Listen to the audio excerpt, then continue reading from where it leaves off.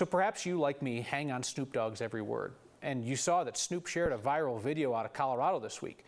It's a group of guys cramming this car full of stolen laundry detergent outside a King Soopers in Centennial and popping smoke.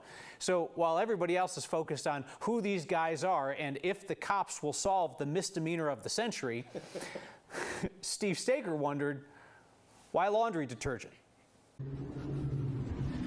Damn, these guys are good. It's a strange sight that went viral. A group of dudes ripping off the King Soopers near Holly at Arapahoe and Centennial, stuffing a car full of laundry detergent and Downy Unstoppables.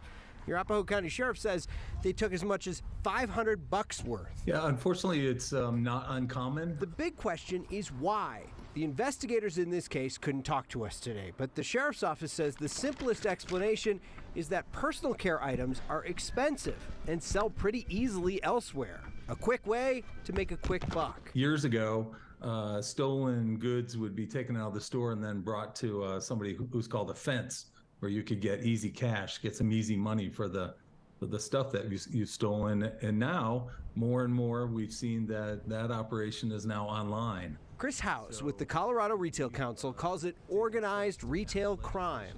Not just a kid swiping a candy bar or a toy from a store shelf, a targeted sweep by groups of people of small, expensive items that are easy to hawk for less elsewhere.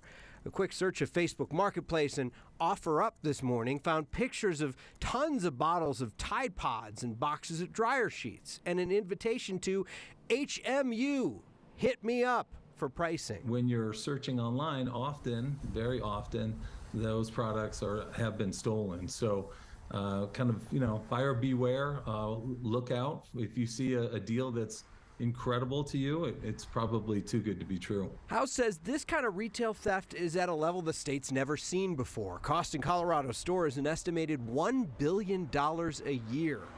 For you, that means price increases on items. For cities, it means a loss of tax revenue. For stores, conversations about the future. We don't want to take drastic action that we've seen on the West Coast, where some stores have had to lock up literally everything in the store. So the state legislature passed a bill last year to require online marketplaces like Facebook Marketplace to collect more information about the people who are selling a lot of products on their marketplace. But you have to sell a lot to be able to get there. It's still going on now, and it's not just laundry detergent. We're talking about all the small stuff that you can grab in a grocery store. Think about and use for personal care. So think about like razor blade refills, over-the-counter medicine.